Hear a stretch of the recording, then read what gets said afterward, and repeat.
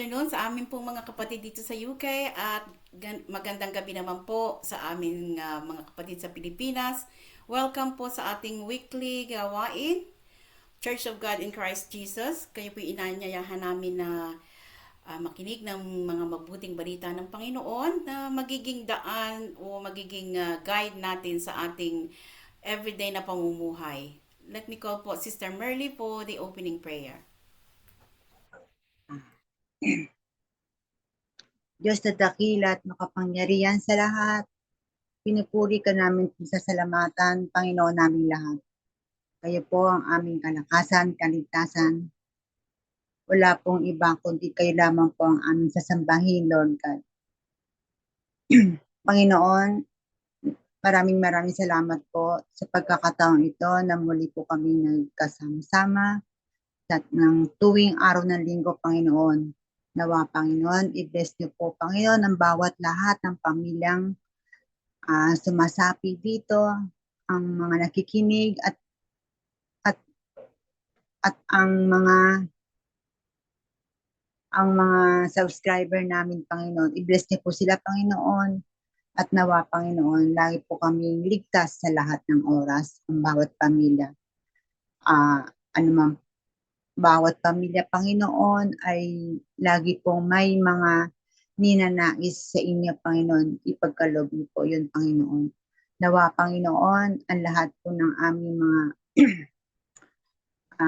mga inahangad, agam-agam namin, Panginoon, anuman po yun, Panginoon, ay gabayan niyo po kami sa lahat ng oras. At nawa, Panginoon, ang lahat po ng aming ay gagawin ay tama sa iyong ay tama para sa iyo, Panginoon. Gabayan niyo po kami. Dalangin po, Panginoon, na lahat ng may mga karamdaman, anuman po iyon, Panginoon, ay kagalingan po ang hangad namin para sa kanila. Lord God, tinataas din po namin sa inyo ang aming bansa, Panginoon, na nawa ay matigil na po ang kanilang mga iba't ibang critics sa aming Pangulo, Panginoon. Nawa ay magkaisa na sila, Lord God. At nawa, Panginoon, ang unahin po nila ay ang lahat ng kalagayan ng mahihirap, na isantabi na muna nila ang idinudulog nilang tiyatya, Panginoon. Unahin po nila ang mahihirap na nangangailangan ng malaking tulong, Panginoon. Dalangin po din namin ang lahat ng buong bansa, Panginoon. Pagmamahalan at kapayapaan ang hinahangad namin para sa amin lahat. Sa amin lahat ng buong bansa, Panginoon. At humihingi po kami ng patawad sa aming mga nagawang kasalanan, Panginoon. Alam ko po kayo po ang Diyos na mapagmahal, mapangunawa, at mapagpatawad, Panginoon. Salamat po sa lahat ng inyong mga grasyang pinagkakaloob niyo sa amin. Ito po ay binabalik namin sa iyo, Panginoon, ng buong pasasalamat sa pangalan ni Jesus. Amen.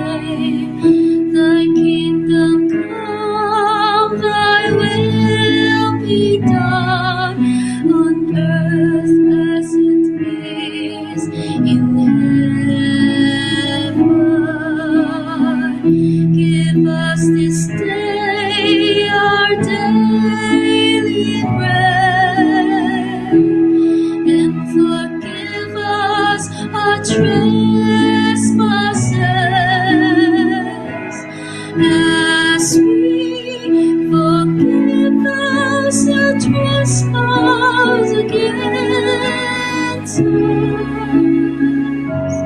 And lead us not into temptation, but deliver us from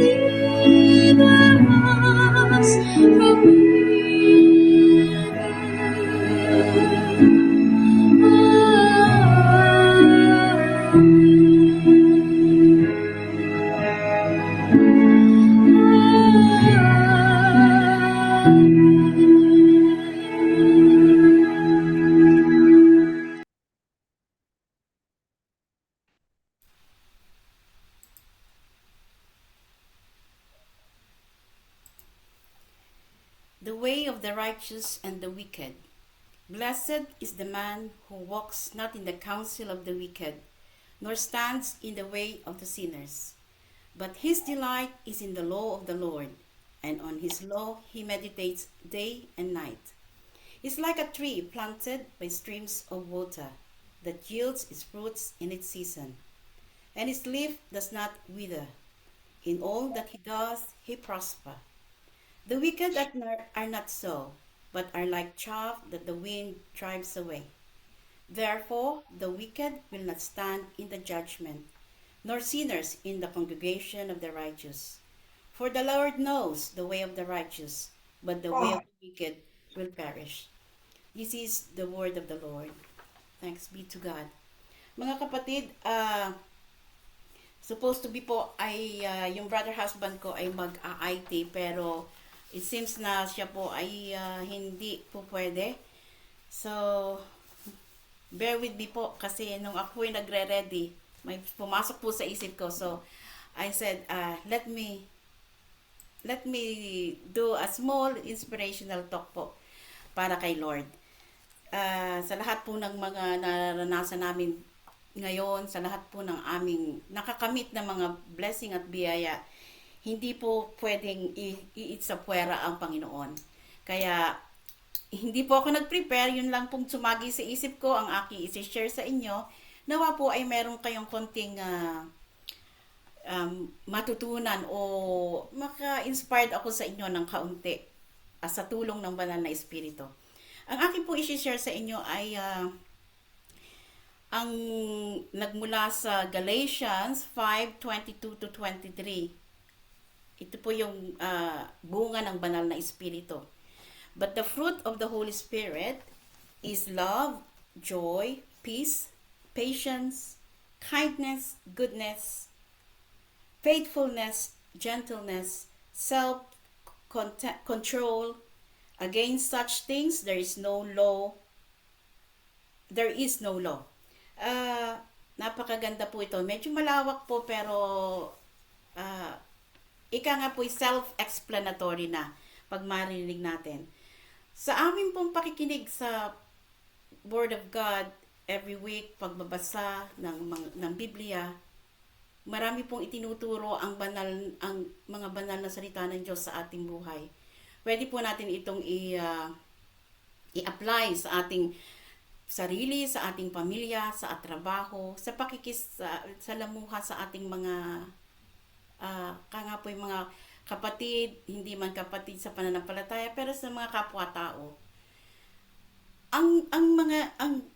Ito pong sa lahat po ng ito, ang pinakamahalaga po ay yung love. Sabi nga po, the greatest commandment po ng Panginoon ay according po sa Matthew 22:36-40 ay ito be 36, teacher, which is the great commandment in the law? And he said, you shall love your Lord God with all your heart, with all your soul, and with all your mind. This is the great and the first commandment. And the second naman po, you shall love your neighbor as yourself. On these two commandments depends all the law and the prophets. Mga kapatid, ang buhay po natin dito sa babo ng mundo ay talagang nakasalalay sa, kaya nga po mas marami ang kasalanan kaysa sa yung maraming temptation kaysa sa po yung pang-inspiration mo para sa iyong buhay. Pag tayo po'y nakinig ng mabuting balita ng Panginoon, matututunan po natin ang magmahal sa kapwa. Even though imposible, nangyayari po yon. Natututunan po natin ang magkaroon ng kasiyahan sa ating buhay. Magkaroon ng kapayapaan sa ating puso at isip. Mahigit din po dito ay yung pasensya. Kasi napakalaki po ng nagagawa ng pasensya. Yung kabutihan sa ating puso, pag po tayo may kabutihan sa ating puso, hindi po tayo, mapapalayo po tayo sa kasalanan. Iisipin po natin laging ang Panginoon ay napakabuti, tayo po yung mga anak lamang na dapat din tayong mabuti. Hindi po tayo perpekto, pero kung tayo po ay patuloy na makikinig ng balita, ng mabuting balita ng Panginoon, patuloy nating isa sa buhay yung kanyang mga aral, mapapunta po tayo sa perfection. Sabi nga po, mahaba ang daan, pero kung tayo ay ipopokus natin ang ating sarili sa Panginoon, mararamdaman po natin itong mga bunga ng banal na espiritu ay marirealize natin sa ating buhay. Aba, ginagawa ko na pala ito. Aba, ganito pala yung pakiramdam ng talagang nakikinig at sumusunod sa mga aral ng Diyos. Makikita mo yung gentleness mo sa iyong sarili, yung self-control. Marirealize mo na lang, natututo ako na masarap ang buhay, especially sa pamilya. Hindi po sinasabing tayo mawawala ng problema. Ang problema po ay nariyan hanggang tayo buhay.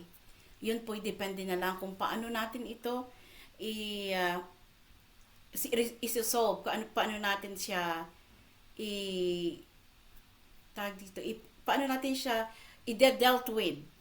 Mahirap ang buhay ng tao sa mundo, pero pag mayroon po tayong Diyos, mayroon tayong faith na sa Kanya ay laging sa lahat ng ating gagawin, alam natin siya kasama natin. Sa lahat ng ating sasabihin, i-make sure natin na ito ay mabuti. Dahil ang turo sa atin ng Panginoon ay magkaroon ng self-control, magkaroon ng pasensya, magkaroon tayo ng gentleness.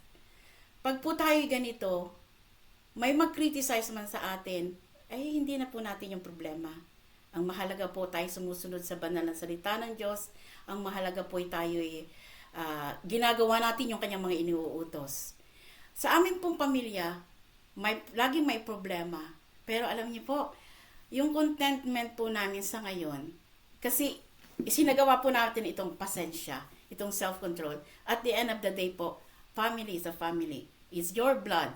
So wala ka pong magagawa. Ang atin na lang magagawa ay ating pagpasensyahan, unawain that lahat ng tao meron po yang dinadalang problema. So ang lagi ko pong isinasaisip sa sarili ko, kung meron man itong bad mood, meron itong pinagdadaanan. At it's not up to us to judge them. Kasi kung sila may hindi nakakarinig ng mga salita ng Diyos, sabi nga po ni Brother Albert, hindi natin po pwedeng i-judge sila kasi hindi pa sila nakakarinig. Once na sila'y nakarinig, once na alam nila ang ginagawa nila na masama, yan lang po ang pwede tayong mag-judge. Kaya, as our experience, I think, ang pagmamahal po, mahal ang kapwa, mahal ang Diyos, mainly ang pagmamahal sa Diyos. Ito po ay magiging gabay natin, mga salita niya, ilaw natin sa ating daraanan. Let's go on the way of the Lord. Let's follow the light of the Lord. At ang kanya pong light ay yung mga salita. Pag ito po yung ating ginawa, makararamdaman niyo po yung contentment niyo sa buhay. Mararamdaman niyo po yung pagmamahal na inyong gustong isabog sa buong mundo. Kasi pag ang love na po ang nag-conquer sa ating puso, wala pong imposible. Walang problemang hindi masusolve. Walang taong hindi natin maiintindihan. At wala pong mga bagay na it's beyond God's control. Marireceive niyo po lahat ng mga ito. Yan lang po at nawa naman po ay yung aking instant na inspirational talk ay maka-inspired sa lahat o kung sino man pong makakarinig nito dahil alam ko pong mas marami pang nakakarinig ng ng Word of God na isineshare ni Brother Albert. So, mga kapatid, ito na lamang po at tayo po ay dadako sa pinakamahalagang parte ng ating gawain kada linggo at ito po yung Word of God. I-focus po natin ang ating sarili sa pakikinig at nawa po ay ang lahat ng marinig natin ay ating isabuhay.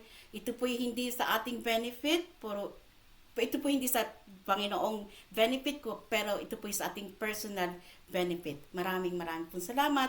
At let's call Brother Albert for the Word of God this week. Thank you.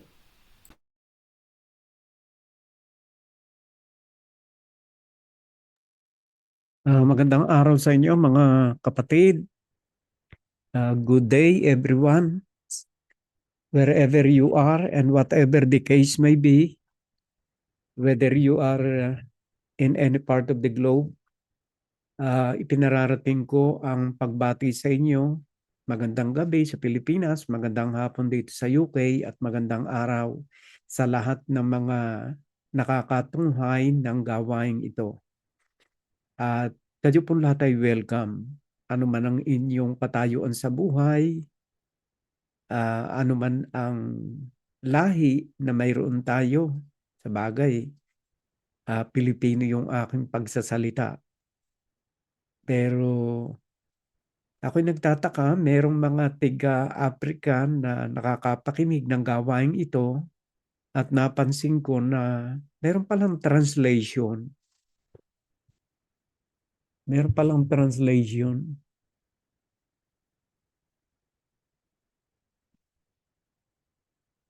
Meron palang translation na nagaganap every time na tayo merong gawain.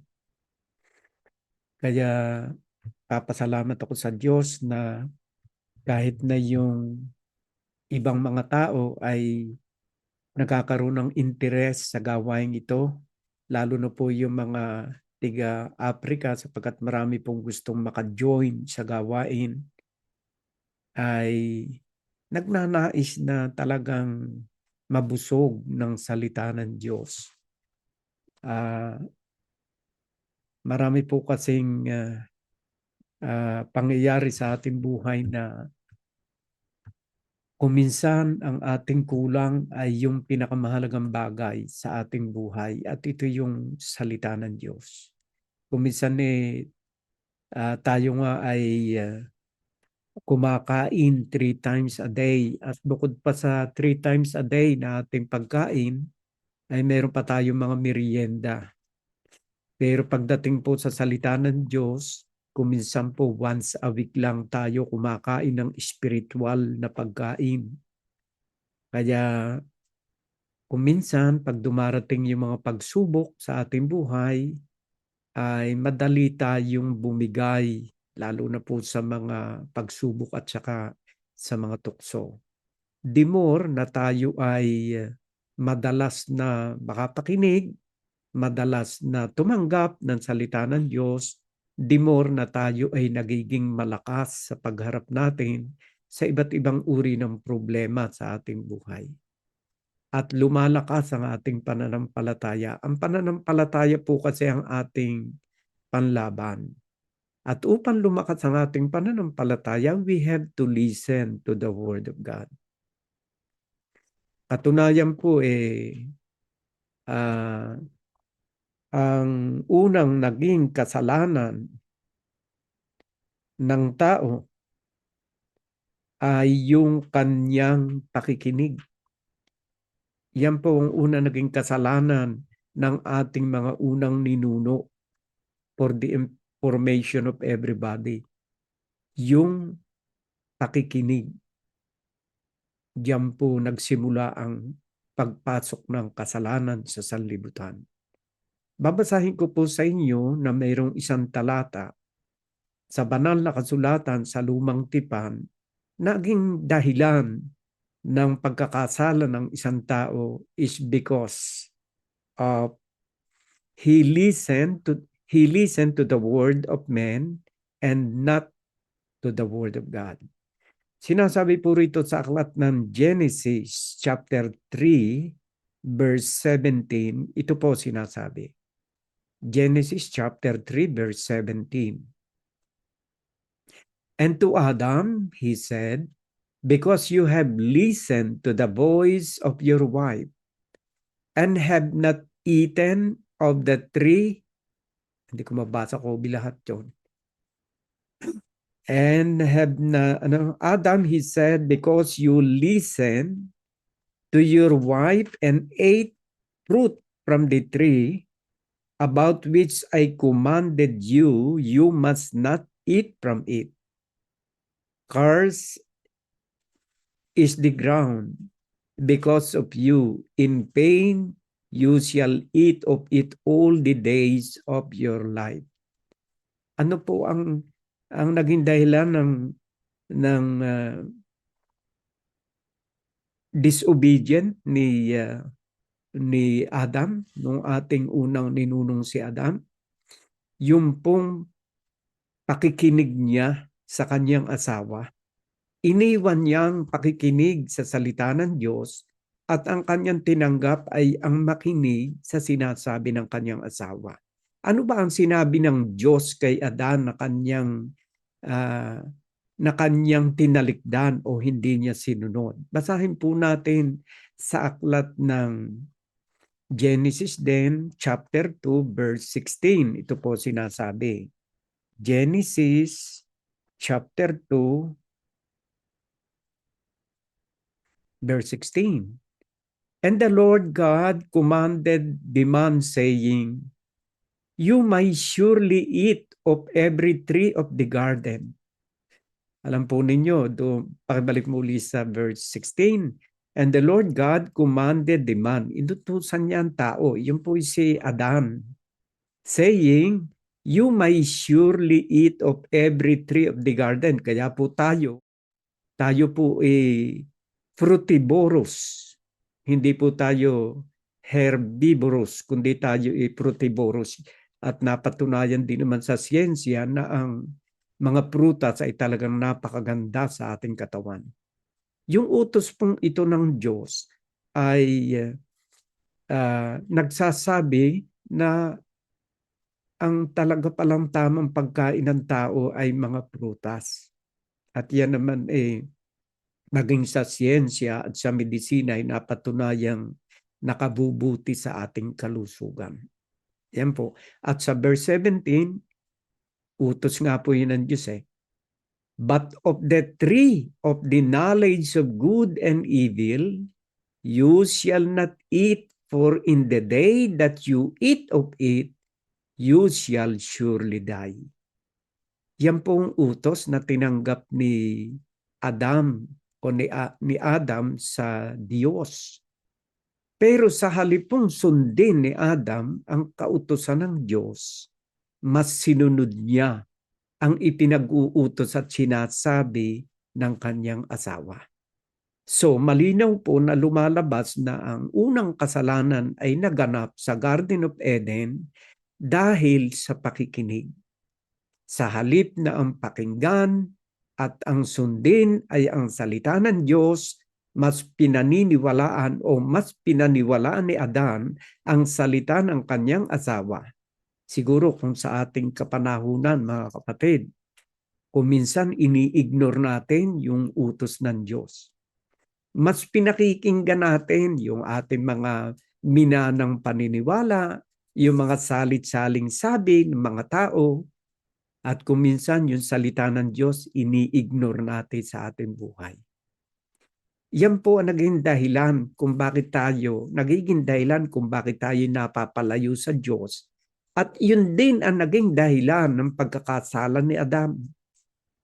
Sa lumang tipan, mas pinahalagahan ni Adam ang salita ng tao kaysa salita ng Diyos na hindi mo pwedeng kanin yung bunga ng isang halamang nasa sa gitna ng Garden of Eden. Dahil po sa kanyang pakikinig sa kanyang asawa, ay sinuway niya ang pinakamahalagang kanyang napakinggan at ito'y ang utos ang kautusan ng Diyos. So pumasok po ang kasalanan. Kaya yan po nangyari. Pero tingnan po natin bakit naman nagkagayon ang pangyayari na itong si Eva ay hinimok ang kanyang asawa. Ganito po ang pangyayari sa aklat din po ng Genesis chapter 3, verse 1 and the following. Ito po sinasabi. Genesis chapter 3, verse 1 and the following. At sabi po rito ay ganito, now the serpent was more crafty than any other beast of the field that the Lord God had made. He said to the woman, did God actually say you shall not eat of any tree in the garden? Verse 2. And the woman said to the serpent, we may eat of the fruit of the trees in the garden. But, sa verse 3, but God said, you shall not eat of the fruit of the tree that is in the midst of the garden. Neither shall you touch it, lest you die. Ayan, yan po ang nangyari. Tinukso ng diablo si Eva. At doon sa verse 4, but the serpent said to the woman, you will not surely die. Kasi sinungaling nga po ito eh. Kinontran ni Satanas ang salita ng Diyos. Kung minsan, tayo po nagaganap po yan. Merong mga humahadlang sa atin upang sundin ang salita ng Diyos. Kaya tayo'y nagkakasala. The same thing na naganap sa buhay ni Eva. Siya'y nagkasala dahil mas pinaniwalaan yan salita ng kasinungalingan na sinabi ni Satanas, sapagkat si Satanas po, according to the Bible, is the father of lies. Kaya makikita po natin sa senaryong ito, yung mga sinalita po ni Satanas ay kabaligtaran ng ipinag-uutos ng Diyos. Ayan po. At kung minsan po tayong tao, kung alin yung kalaban ng Diyos, yung kabaligtaran ang sinasabi ng Diyos, yun ang parang nagiging kaakit-akit sa bawat isa sa atin na sundin. Kaya tayo po ay nahihila sa pagkakasala. Kaya yung una pong kasalanan ay pumasok sa sanlibutan dahil po sa maling pakikinig ng tao. Sa halip na ang pakinggan ay ang mga salita ng Diyos, mas pinakikinggan ang sinasalita ng mga kapitbahay. Mas masarap pakinggan ang mga istorya ng mga kasinungalingan sa ating kapaligiran kaysa sa salita ng Diyos. Kaya sabi rito, but the serpent said to the woman, you will not surely die. Talagang sinungaling nga ito si Satanas dahil laging kinokontra ang salita ng Diyos. At sa ating buhay, marami pong kontrabida sa salita ng Diyos. My dear brothers and sisters. Pag meron pong kumokontra sa salita ng Diyos at tayo po hinihikayat na lumayo sa salita ng Diyos, yun po ay mga anak ni Satanas. Ayon po sa Biblia, hindi po ayon sa akin. Ang sabi po rito ay ganito. Basahin po natin muna ang patunay ko sa inyo na ang mga taong gumagawa nito ay hindi sa Diyos.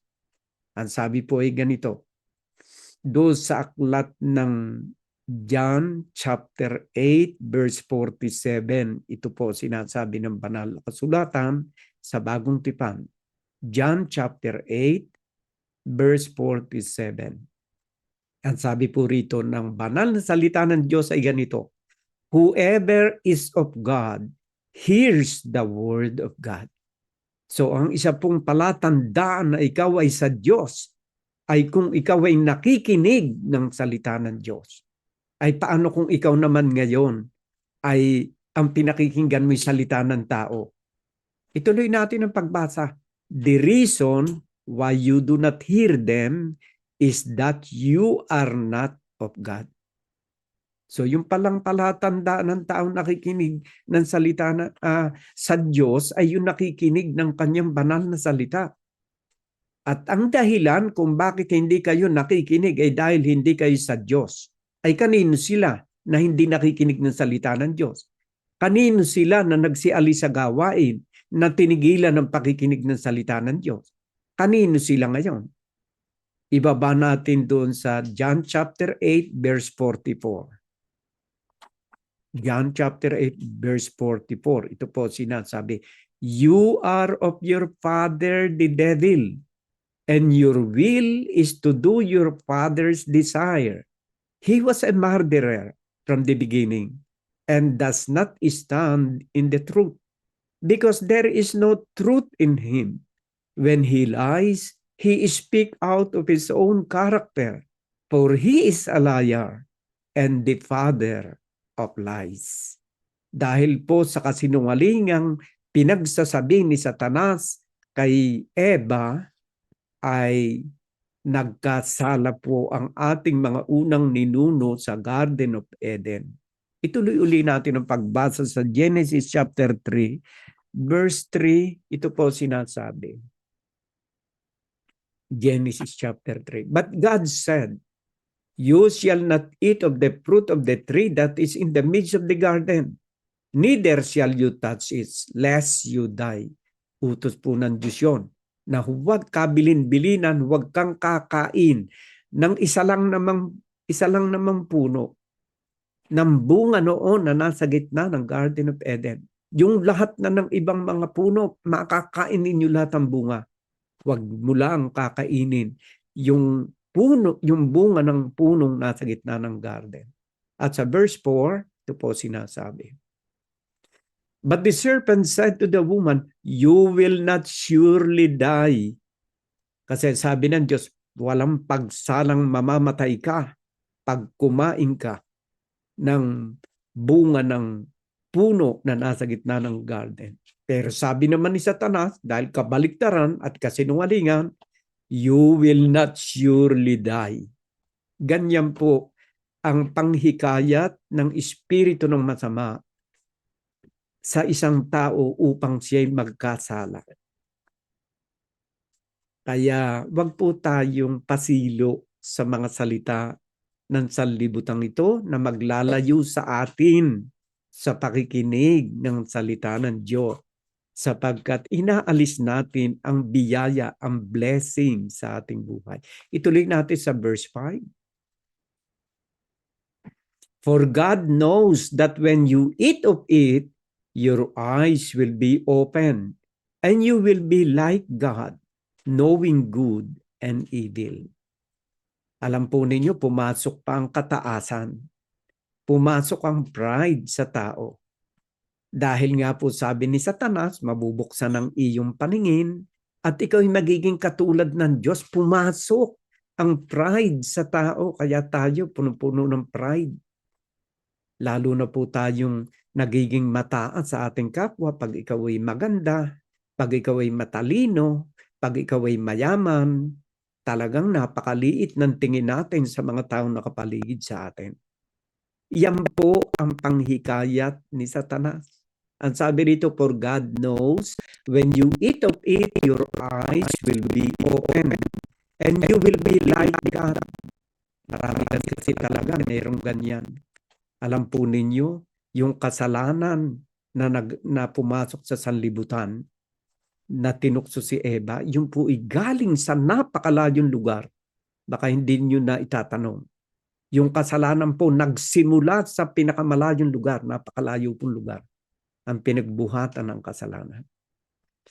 Pero pumasok ang kasalanan sa sanlibutan dahil sa isang tao, pinatuloy ni Satanas, pinatuloy ni Adan na mag-asawa si Satanas. Kaya nakapasok ang kasalanan. Ay sino ba si Satanas? Alam po ninyo, si Satanas, isang salitang Grego na ang ibig sabihin niya ay arch-enemy of God. Bakit po siya naging arch-enemy of God? Dahil po sa pride. Alam po ninyo yung pride, pag ikaw ay napakaganda, makapangyarihan, Kung minsan nasisira ang ating kaisipan at tayo'y nagiging mapagmataas. Alam po ninyo ang kasalanan nagmula sa napakalayong lugar. Malayong lugar ang pinagbuhatan niyan. Hindi pa nililikha ang mga tao ay pumasok na ang kasalanan. Nagsimula na ang kasalanan. Saan ba nagsimula ang kasalanan? Basahin po natin sa Isaiah chapter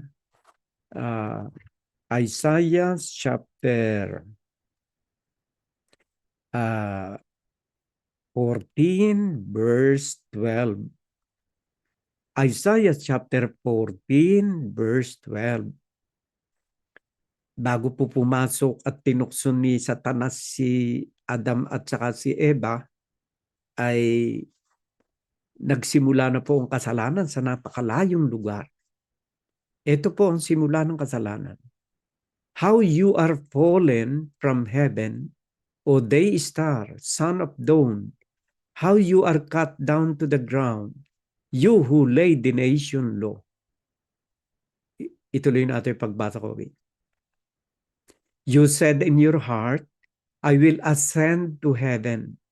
Above the stars of God, I will set my throne on high. I will sit on the mount of assembly in the far reaches of the north. Tuloy natin. I will ascend above the height of the cloud. I will make myself like the Most High. Alam po ninyo kung sino yan? Yan po ay si Satanas. Isa pong anghel ng Diyos. Alam po ninyo, sa mga anghel, merong mga namumuno sa kanila. Ang tawag po sa kanila ay mga seraphim at cherubim. Cherub. Yan po ang mga matataas ang katungkulan sa hierarchy ng mga anghel. At ito pong si Lucifer na isang napakagandang anghel.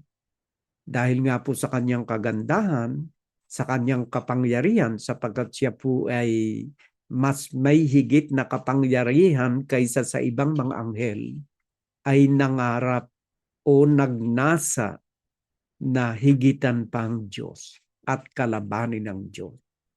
Kaya yan po ang kasaysayan ng pagpasok ng kasalanan. Mula pa po sa napakalayong lugar, doon pa sa kalawakan ay nagsimula na ang kasalanan at yan nga po ay doon sa pamamagitan ng isang anghel na nagrebelde sa Diyos dahil sa kanyang kagandahan. Kung ating pong babasahin sa aklat ng Ezekiel, ay ganito po ang ating mababasa.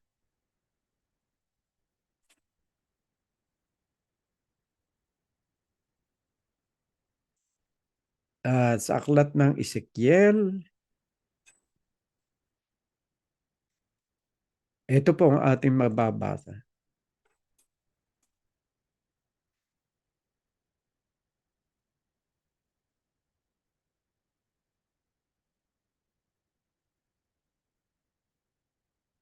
Ang sabi po rito sa Ezekiel chapter 28 verse 13, ang sabi po rito, ito po ay isang anghel. Yan nga po yung nagmataas na pinagbuhatan ng kasalanan. Ang sabi po rito, you were in Eden, the garden of God. Every precious stone was your covering, sardius, topaz, and diamond, beryl, onyx, and jasper, sapphire, emerald, carbuncle, and crafted in gold were your setting and your engraving. On the day, ano yun? On the day that you were created, they were prepared. Napakaganda po ito eh. Tuloy natin ang pagbasa. 14. You were an anointed guardian cherub. Isa po itong kung sa mga sundalo opisyal po ito eh. Ito nga po si Satan. You were an anointed guardian cherub. Ang tawag po roon sa hierarchy ng mga anghel, doon sa mga namumuno sa mga anghel. Siguro kung sa sundalo ito, general ito eh. I place you, you were on the holy mountain of God. In the midst of the stone of fire you walk. Napakaganda po kasi ng cherub eh. Yung anghel pong ito talagang makapangyarihan. Napakaganda po niya ayon sa banal na kasulatan. Sa 15, verse 15, you were blameless in your ways from the day you were created till unrighteousness was found in you. Ayan po, kumalaban siya sa Diyos. Dahil blameless siya sa kanyang mga daan, nang siya likain ng Diyos, napakaganda siya, hanggang till unrighteousness was found in you. 16. In the abundance of your trade, you were filled with violence in your midst, and you sinned. So I cast you as a profane thing from the mountain of God, and I destroy you, O guardian cherub, from the midst of the stones of fire. At sa 17, your heart was proud because of your beauty. Kaya nga po sinasabi ko sa inyo, pag ang isang tao'y merong kagandahan, pumapasok ang pride. Pag napakaganda, napakakisig, napakaliit ang pagtingin ko minsan niya sa kanyang kapwa. Pagka kinamayan, naglalagay ka agad ng mga alkohol. Dahil natatakot siya doon sa mga mahihirap na taong nakapaligid sa kanya because of his beauty. Your heart was proud because of your beauty. You corrupted your wisdom for the sake of your splendor. I cast you to the ground. Hindi ko mabasa ko, nakasangga yung picture ko. I cast you to the ground. I expose you before kings to feast their eyes on you.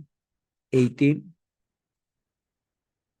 By the multitude of your iniquities, in the unrighteousness of your trade, you profane your sanctuaries. So I brought fire out from your midst. It consumed you, and I turned you to ashes on the earth in the sight of all who saw you. Yan po kasi ang kasaysayan ng pagpasok ng kasalanan sa sanlibutan. Yung pagre-rebelde ng isang anghel na binigyan ng Diyos na natatanging kagandahan at kapangyarihan upang humawak ng katungkulan at sumunod sa kalooban ng Diyos sa halip na gamitin ng may kapakumbabaan ang kanyang kapangyarihang bigay ng Diyos at ang ganda ay ginamit niya upang pantayan at kalabanin pa ang Diyos. Diyan po nagsimula si Satanas, mga kapatid. At si Satanas na ito, dahil sa kanyang pagrebelde sa Diyos, ay nainggit sa tao. Kaya pinuntahan niya si Eva at tinukso sa Garden of Eden upang magkasala. Kasi, para sabihin ko sa inyo mga kapatid, si Adam ang katiwala ng Diyos sa buong mundo. Siya ang pinakamayamang tao sa balat ng lupa sapagkat sa kanya lamang ipinagkatiwala ng Diyos ang buong sanlibutan.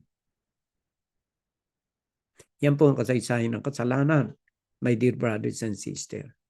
Kaya yung pakikinig po ng salita ng Diyos, yung lagi nating pag-tune in sa salita ng Diyos, nagpapahayag na tayo pala ay talagang sa Diyos.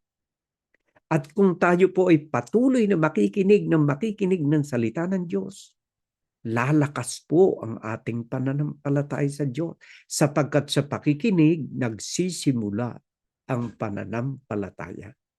Huwag kang makinig ng salita ng Diyos, hihina ang iyong pananampalataya. Kaya kung minsan nagiging masasaktin ang ating katawan, kung minsan madali tayong dapuan ng iba't ibang uring mga karamdaman na padala ng kaaway ng Diyos dahil sa kahinaan ng ating pananampalataya at pananalig sa Kanya. The more na mas malakas ang ating pananampalataya, the more na tayo mas may lakas upang harapin at pagtagumpayan ang mga pagsubok na dumarating sa ating buhay.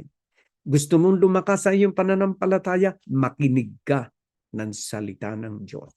Romans chapter 10 verse 17, ito po ang sinasabi. Romans chapter 10 verse 17. So faith comes from hearing, and hearing through the word of Christ. Ang pananampalataya raw ay nagsisimula sa pakikinig. Kung ang pananampalataya, mga kapatid, ay nagsisimula sa pakikinig, dapat pala lagi tayong makinig ng salita ng Diyos. At yun po ay yung pakikinig sa pamamagitan ng salita ni Kristo. Lagi po ninyong tatandaan yung ating pong pinag-aaralan dito sa every Sunday, mga salita po ni Kristo. Wala po iyang halong salita ng tao. Salita po ni Kristo lahat. Bakit ko po nasabing lahat ng ating pinag-aaralan ay salita ni Kristo? Ay samantalang tayo nagbabasa ng sulat ni San Pablo sa mga tiga-Epeso, sa mga tiga-Kolosas, sa sulat ni San Juan, sulat ni Santiago. Bakit ko nasabing ang ating binabasa ay lahat ay salita ni Kristo? Ang sabi po ng banal na kasulatan ay ganito.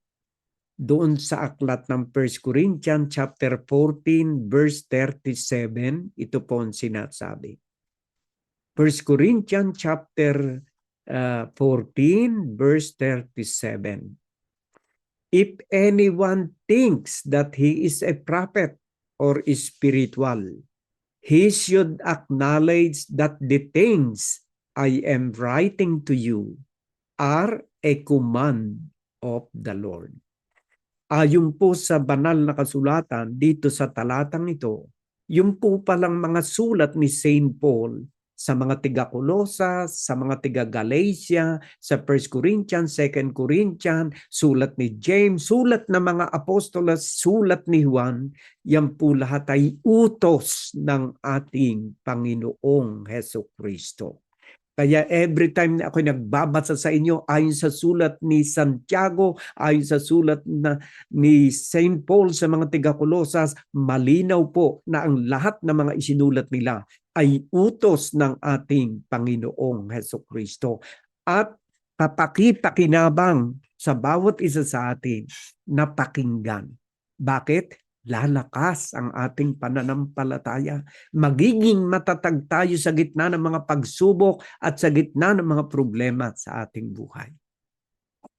Sapagkat ang ating pong pinagninilayan every Sunday ay kautusan ng ating Panginoong Hesukristo. Basahin pa rin natin sa aklat ng 1 John chapter 1 from verse 1 and the following. Ito po ang sinasabi. 1 John chapter 1 from verse 1 and the following. Ito po ang sinasabi. That which from the beginning, which we have heard. Ang sumulat po nito mga kapatid ay si San Juan, na nagsasabi ng ganito. That which was from the beginning, which we have heard, yung aming narinig, which we have seen, yung aming nakita with our eyes, which we look upon and have touched with our hand, concerning the word of life. Verse 2. Verse 2, Kobe. The life was made manifest, and we have seen it, and testify to it, and proclaim to you the eternal life, which was with the Father, and was made manifest to us. Verse 3. That which we have seen and heard, we proclaim also to you, so that you too may have fellowship with us. And indeed, our fellowship is with the Father and with His Son, Jesus Christ.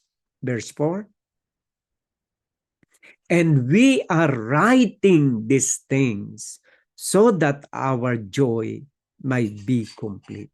So yung kanilang nahipo, yung kanilang nakita, yung ginawa ng ating Panginoon Jesucristo, isinulat nila yon upang tayo na mga Kristiyano ng ating kapanahunan ngayon ay magkaroon ng pakikisama sa mga Kristiyanong alagad ng ating Panginoon Jesucristo. Kaya tayo nagkakaroon ng fellowship with the Apostle of Christ because of the writing which was commanded by Jesus to His apostle.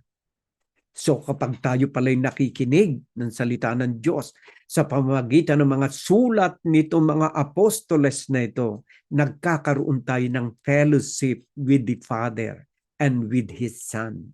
Nagkakaroon tayo ng pakikisama sa Diyos. Nagkakaroon tayo ng pakikisama sa ating Panginoon Jesucristo. At kung tayo merong pakikisama sa Diyos, meron tayong pakikisama sa ating Panginoon Jesucristo, my dear brothers and sisters, puprotektahan ng Diyos ang iyong buhay.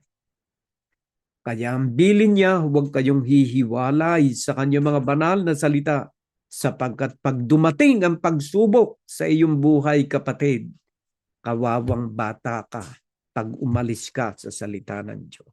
Basahin natin sa aklat ng Proverbs, chapter 1, verse 23 and the following. Mabigat po pag tayo'y humiwalay sa salita ng Diyos. Kaya, no retreat, no surrender. Wala pong backslide. Kailangan, huwag kayong lilingon, my dear brothers and sisters. Kagaya na naganap sa asawa ni Lot. Lumingon siya sa Sodom. Naging pillars of salt. Namatay siya. So, wag po natin gagayahin siya. Kaya po tayo dapat ay nakatingin sa unahan sa ating Panginoon Jesucristo kasi yan ang ating lalakaran. Bakit ikaw ay lingon ng lingon? Ay hindi naman yun ang iyong direksyon at hindi yun ang iyong lalakaran. Yung nalampasan mong daan, tapos na yan. Ituon mo ang iyong paningin sa iyong harapan na iyong lalakaran pa. Huwag kang lingon ng lingon. Babalikan mo pa yung mga dating mong bisyo. Babalikan mo pa yung mga dating maling pananampalataya mo. Huwag ka nang lumingon doon dahil hindi na yun ang direksyon mo, kapatid. Ang direksyon mo ay yung nasa sa iyong harapan. Kaya hindi advisable na tayo lumingon sa likuran. Sapagkat hindi yan ang ating direksyon. Ang direksyon natin ay ang mga kautusan ni Kristo na dapat nating lakaran. And that is nasa harapan ng bawat isa sa atin yan. So my dear brothers and sisters, malinaw na yung pakikinig ng salita ng Diyos ay napakahalaga. Mahalaga. Bakit? Sapagkat, kagaya na nasabi ko, nasa kabila niyan ang pagpapala ng Diyos. Basahin po natin sa aklat ng Revelation, chapter 1, verse 3. Ito po yung mga benepisyo ng pakikinig ng salita ng Diyos. At sabi po rito, blessed is the one who read aloud the words of this prophecy, and blessed are those who hear and who keep what is written in it, for the time is near. Mapalad ang bumabasa ng malakas na mga salitang ito ng hula, at mapalad ang mga nakikinig at sumusunod sa nakasulat dito, sapagkat malapit na ang panahon. So, gusto mo maging mapalad? The one who hear and the one who read are equally blessed.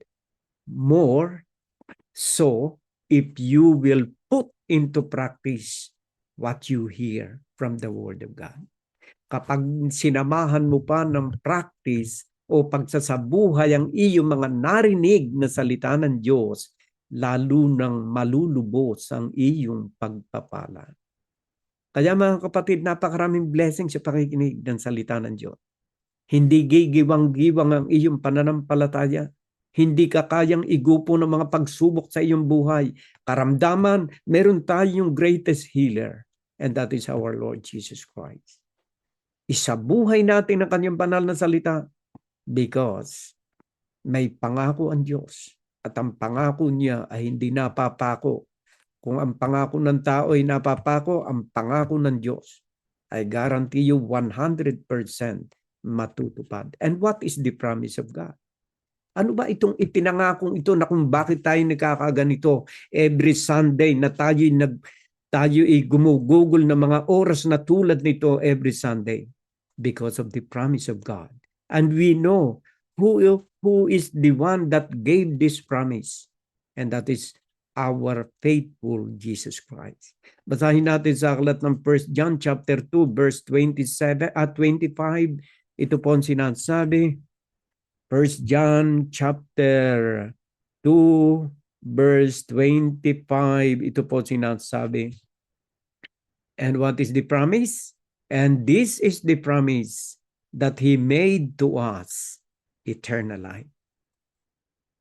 Aba mga kapatid, kung yahambing natin yung ating igsinang buhay sa sanlibutan ito, ay hindi maihahambing sa naghihintay sa ating buhay sa kabila. Sapagkat ang ating buhay sa daigdig na ito ay may katapusan. Pero ang buhay na naghihintay sa atin sa kabila, kung tayo'y magiging tapat sa pagsunod sa kanyang mga banal na salita, ay wala ng wakas because that is eternal life. There is no end. We will be living with God. And there is no more tears, there is no more pain, wala ng mga paghihirap, wala ng kasalanan na magaganap pa sa ating buhay. Because everything is under the control of God. How hindi pa nga halos sumasagi sa ating isipan according to St. Paul yung magaganap sa ating buhay. Kaya samantalahin natin mga kapatid, yung mga ibinibigay na ito o ng Panginoon sa bawat isa sa atin.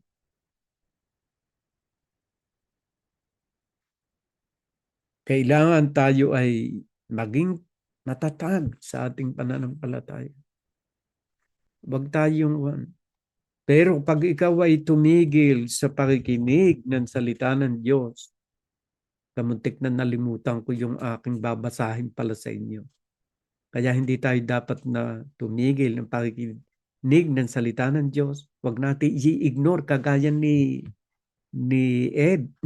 Eva at ni Adan. Inignore nila ang kautusan ng Diyos. Nakinig si Adam sa kanyang asawa. Inignore ang pakikinig at pagsunod sa kalooban ng Diyos at tinanggap ang sinasabi ng tao at sinabi ni Satanas. Kaya nangyari, humiwalay sila sa Diyos dahil sa kanyang pakikinig at siya mas naniwala sa kasinungalingan ng Diablo. Huwag nawang mangyari, my dear brothers and sisters, sapagkat mabigat ang naghihintay sa taong umaantras sa pakikinig ng salita ng Diyos at hindi nagsasabuhay nito. Basahin po natin sa aklat ng Proverbs chapter 1 verse 23 and the following. Proverbs chapter 1 verse 23 and the following. Ito po sinasabi ng banal na kasulatan. If you turn at my reproof, behold, I will pour out my spirit to you. I will make my words known to you. Gusto ninyong gusto ninyong maintindihan o maunawaan ang salita ng Diyos? The first step ay turn at my reproof, sabi ng Diyos. Sa wikang Tagalog, ito pong ibig sabihin yan eh. Sahin nga natin sa Tagalog. Sa aklat ng Proverb,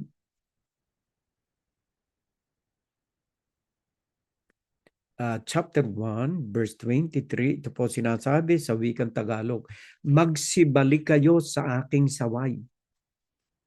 Yung pala, pagka tayo nakikinig sa salita ng Diyos, isinasabuhay natin, ibubuhos niya ang kanyang banal na espiritu sa atin at mauunawaan natin ang kanyang mga banal na salita. Habang ikaw ay patuloy na nagsasabuhay, bumabait ka, sinusunod mo ay ipinagkakaloob naman ng Diyos ang kanyang banal na espiritu ng pagkaunawa sa kanyang mga banal na salita. At sa verse 24, ito po sinasabi sa verse 24. Sapagkat ako'y tumawag, kayo'y tumanggi. Aking inuunat ang aking kamay at walang makinig. Kaya nga po yung pakikinig, napakahalaga eh. Kaya kung meron mga nakikinig sa atin ngayon, at sa aking pagbabasang ito, huwag kayong aantukin. Sapagkat ako'y tumawag. Ito po kasi mga salitang ito ng Diyos, panawagan ng Diyos sa bawat isa sa atin. Sapagkat ako'y tumawag at kayo'y tumanggi, aking iniunat ang aking kamay at walang nakinig. Verse 25. Kundi inyong iniuwi sa wala ang buo kong payo at hindi ninyo inibig ang aking saway. Ay nilayuan mo pa ang salita ng Diyos. Pag sinasaway ka, galit ka. Pag sinasabihan ng Diyos na gawain mo ito, galit ka pa. Dahil yung kinagisnan mo taliwas doon sa iyo naririnig. Ay sino ba ang dapat mong sundin? Ang Diyos na gumawa ng langit o lupa o yung mga sabi-sabi na ating minana sa ating mga ninuno nung araw pa na mali. Balik uli natin itong Kobe. Kundi inyong iniuwi sa wala ang buo kong payo, binaliwala ninyo. Dahil lang sa kaunting tampuhan sa loob ng gawain, binaliwala na ninyo ang Diyos, binaliwala na ninyo mga salita ng Diyos. At hindi ninyo inibig ang kanyang saway. Pinaratangan pa na mali yung turo ng salita ng Diyos. Blasphemy yun sa Diyos, my dear brothers and sisters. At sa verse 26, ako naman ay tatawa sa kaarawan ng inyong kasakunaan. Yun po kasi napakatindi. Pag ikaw pala umiwas na sa pakikinig at binaliwala mo ang kanyang mga kautusan, ang sabi rito, pag ikaw dumaan sa problema, ako naman ay tatawa sa kaarawan ng iyong kasakunaan. Ako'y manunuya pagka ang iyong takot ay dumarating. Nagaganap po yan sa buhay ng isang tao. Verse 27. Pagka ang iyong takot ay dumarating na parang bagyo, ay kasi nga wala nang kumukontrol sa nagaganap sa iyong buhay. Lumayo ka nga sa Diyos. Pagka ang iyong takot ay dumarating na parang bagyo, at ang iyong kasakunaan ay dumarating na parang ipo-ipo. Pagka ang hirap at hapis ay dumating sa iyo. 28. Kung magkagayo'y tatawag sila sa akin, ngunit hindi ako sasagot. Hahanapin nila akong masikap, ngunit hindi nila ako masusumpungan. Bakit? Sa verse 29. Sapagkat kanilang ipinagtanim ang kaalaman at hindi pinili ang takot sa Panginoon. Napakasakit pong isipin na kapag tayo binaliwala natin ang panawagang ito ng Diyos, ay mayroong katapat na mga consequences, my dear brothers and sisters. Kailangan tayo magpasakop sa Diyos. At ang pagpapasakop sa Diyos ay yung pakikinig ng kanyang banal na salita at ng kanyang mga kautusan. At itinitaya ko sa iyo, kapatid, hindi ka mapapasama. Huwag mong katakutan ang pagsunod sa salita ng Diyos sapagkat nandyan ang ating buhay. Yan ang landas na ating buhay na dapat nating lakaran. Walang taong sumunod, basahin ninyo unang ang buong Biblia. Walang taong naging masunurin sa Diyos na kanyang pinabayaan. Siguro nakita ninyo ang paghihirap ni Job. Siguro nakita ninyo ang paghihirap ng ibang mga propeta sa banal na kasulatan. Silang lahat ay lumakad sa pananampalataya at hindi sila pinabayaan ng Diyos. Basahin ko nga sa inyo, my dear brothers and sisters, ang ilang mga bahagi ng Biblia upang patunayan ko sa inyo ng mga taong nakinig at nagsabuhay ng kanyang mga banal na salita, hindi niya pinabayaan. Basahin natin sa aklat ng Hebrew, chapter 11, verse 1 and the following. Ang sabi po rito ay ganito, my dear brothers and sisters. Sa aklat ng Hebrew chapter 11, verse 1 and the following. Ang sabi po rito ay ganito. Now faith is the assurance of things hoped for, the conviction of things not seen. Verse 2. For by it the people of old received their recommendation. By faith, we understand that the universe was created by the Word of God, so that what is seen was not made out of things that are visible. Tama po naman ito eh. Pag dinaan natin sa science, tama po ito. Yung mga bagay na nakikita ay ginawa sa pamamagitan ng mga bagay na hindi nakikita. Tama po yun. Pag dinaan natin sa science, talaga pong totoo yan. Bigyan ko kayo ng halimbawa ng mga bagay na hindi nakikita. Yung mga gases, kagaya ng hydrogen, oxygen, hindi po nakikita yan. Pero pagka yan ay nagkaroon ng tamang kombinasyon, lalabas po ang isang bagay na nakikita. Kagaya po ng ganito, 1 atom of oxygen plus 2 atom of hydrogen equals water. Yung hydrogen po ay gas, hindi nakikita. Yung oxygen po ay gas din, hindi nakikita. But if they are combined together, 2 atom of hydrogen and 1 atom of oxygen equals water, bagay na nakikita. So ibalik uli natin doon sa Hebrew chapter 11 verse 3. By faith we understand that the universe was created. Sa verse 2 muna, dahil yun ang aking pinaliwanag sa inyo. For by it the people of old received their commendation. Verse 3. By faith we understand that the universe was created by the word of God, so that what is seen was not made out of things that are visible. Yun nga po yung binigay ko sa inyo halimbawa. At sa verse 4, by faith, Abel offered to God a more acceptable sacrifice than Cain, through which he was commended as righteous, God commending him by accepting his gifts. And through his faith, though he died, he still speaks. Kita ninyo yung mga taong talagang righteous sa verse 5. By faith, kaya yung pananampalataya po, lagi kong binibigyan din sa inyo. Ito po mga taong ito nagsipagtagumpay.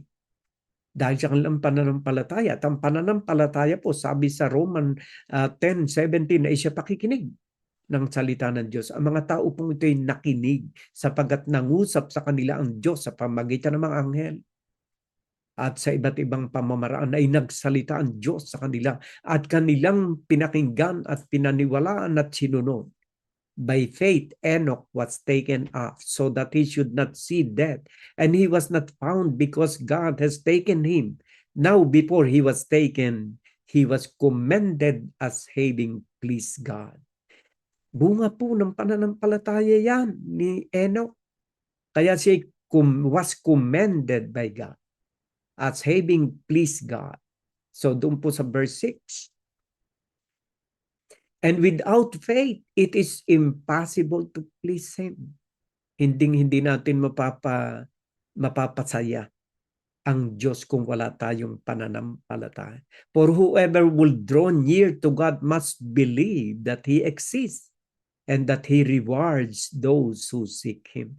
Mayroon pong gantimpala sa mga taong naghahanap sa Kanya. Maghintay kayo ng gantimpala. Kaya nga sabi niya, humiling kayo. Kumato kayo at kayo'y pagbubuksan. Humiling kayo at kayo'y tatanggap. Humanap kayo at kayo'y makakasumpong. Yan po ang nagiging reward sa ating pananampalataya. At sa verse 7, by faith, Noah, being warned by God, concerning event as yet unseen, in reverent fear, constructed an ark for the saving of his household. By this he condemned the world and became an heir of righteousness that comes by faith. Hindi pa nga hindi niya nakikita pa yung mga magaganap, pero talagang kumilos na si Noah at naggawa siya ng malaking arka sa kabila ng lahat na wala ni isa mang patak ng ulan nung kanyang kapanahon. Almost 100 years of construction of the ark at walang pumapatak na ulan. Pero dahil sa matibay niyang pananampalataya, sapagkat Diyos ang nagsalita sa kanya, isang tapat na Diyos, isang mauwaing Diyos, ay pinanghawakan niya ang sinalita ng Diyos.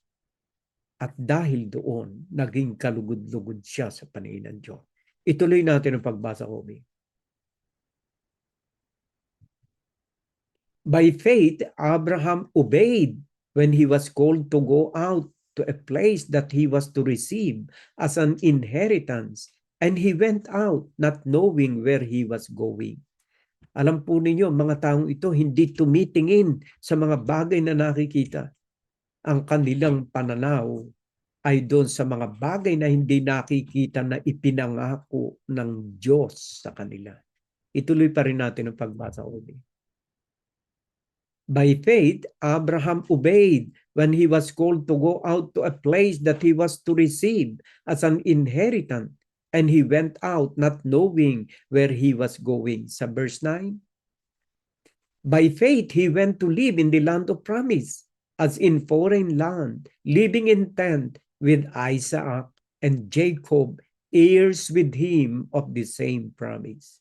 Verse 10, for he was looking forward to the city that has foundation, whose designer and builder is God. Alam po ninyo, yung siyudad na yan, the New Jerusalem yan. Yan po yung ipinangakong lugar ng ating Panginoong Jesucristo sa isang makasalanang ipinako rin sa krus. Na sabi niya, you will be with me in paradise. Yan po ang lugar na heavenly Jerusalem, the Mount Zion according to the Bible. The Mount Zion, yan po yung heavenly Jerusalem na ipinangako ng Diyos. Ituloy natin pagbasa ko din. By faith, Sarah herself received power to conceive, even when she was past the age, since she considered him faithful who had promised. Kita po ninyo, si Sarah, baog na. Lumampas na siya sa edad na siya'y wala ng capacity na manganak by herself. Pero dahil pinanghawakan niya matibay na pananampalataya sa Diyos, nagbunga ang kanyang pananampalataya at ipinanganak si Isaac. So makikita natin na ang mga taong ito'y lumakad sa pananampalataya. At bakit sila lumakad sa pananampalataya? Sapagat pinanghawakan nila ang salita ng Diyos, hindi salita ng tao na kagaya ni Adam. Kaya siya'y nagkasala. Ituloy natin ang pagbasa ko. Therefore, from one man, and him as good as dead, were born descendant as many as the stars of heaven, and as many as the innumerable grain of sand by the seashore. So yun nga po, nagkaanak si Abraham at si Sarah, at yun nga po ay si Isaac, na naging descendant ng napakarami, kasi dami ng mga between sa kalangitan, at kagaya ng mga butil ng tawag dito, ng buhangin sa dalampasigan. Tayo pong lahat na may pananampalataya sa Diyos ay itinuturing ding mga anak ni Abraham. Kaya as many as the stars of heaven and as many as the innumerable grain of sand by the seashore. Hanggang ngayon po'y lumilikha ang Diyos ng kanyang mga anak at mga anak din ni Abraham na patuloy na nangangapit, sumasampalataya sa kanyang mga banal at salita. Kaya wag po kayong aantras. At sa verse 13, tuloy pa rin natin. These all died in faith, not having received the things promised, but having seen them and greeted them from afar, having knowledge that they were strangers and exiles on the earth. Hindi nila na-receive yung pangako dito sa lupa. Pero tatanggapin nila ang pangakong yon sa kabila sapagkat doon sila dadalahin ng Diyos. Ganyang katibay ang pananalig at pananampalataya ng mga unang taong tinawag ng Diyos at hindi sila nabigo. Sila'y nasa sinapupunan ngayon ng Diyos na naghihintay ng isang buhay na wala ng katapusan sa piling ng Diyos. Basahin natin ang Revelation chapter 21 from verse 1 and the following. Ito po yung naghihintay sa atin. Revelation chapter 21 from verse 1 and the following, ito po. Then I saw a new heaven and a new earth, for the first heaven and the first earth has passed away. Ito po kasing first heaven na sinasabing ito yung ating langit na natatanaw ngayon. At yung lupa na ating tinatapakan, yan po lahat ay maglalaho. Kasi sabi niya, heaven and earth will pass away, but my word will not pass away. Kaya ang sabi rito, for the first heaven and the first earth had passed away, and the sea was no more. And verse 2. And I saw the holy city. Ito po ang holy city, the Mount Zion of God, New Jerusalem, coming down out of heaven from God, prepared as a bride adorned for her husband. Ito po ang naghihintay sa ating paraiso na ipinangako ng Diyos sa isang magnanakaw. The heavenly Jerusalem. Hindi po nilikha ng tao ang lugar na yan. Hindi kapares ng ating tinatapakan lupang ito na bukas makalaway malulusaw ito, maging ang kalangitan at maging ang mga planeta. Ito pong lugar na ito ay hindi matitinag sapagkat ito ang paghahari at kaharian ng Diyos. Coming down out of heaven from God, prepared as bride adorned for her husband. And verse 3. And I heard a loud voice from the throne saying, Behold, the dwelling place of God is with man. He will dwell with them, and they will be his people, and God himself will be with them as their God. Verse 4. He will wipe away every tear from their eyes, and death shall be no more. Neither shall there be mourning, nor crying, nor pain anymore, for the former things have passed away. That is eternal life, my dear brothers and sisters. Yan naghihintay sa atin, sa ating maigsing panahon na ilalagay rito sa daigdig. Ang kapalit naman ay buhay na wala ng wakas. Kung tayo ay mananatili sa ating pananampalataya. At syempre po, hindi lamang sa pananampalataya. Meron pa mga bagay na idadagdag tayo sa ating pananampalataya. Hindi po lamang sapat na tayo nananampalataya. Kailangan may lakip na gawa ang pananampalataya. Kasi sabi ni San Santiago sa 2:26, ang pananampalatayang walang gawa ay isang patay na pananampalataya. Kaya meron pa tayong dapat na gawain. Basahin natin sa aklat ng 2 Peter chapter 1 from verse 5. Ito po sinasabi. 1 Peter.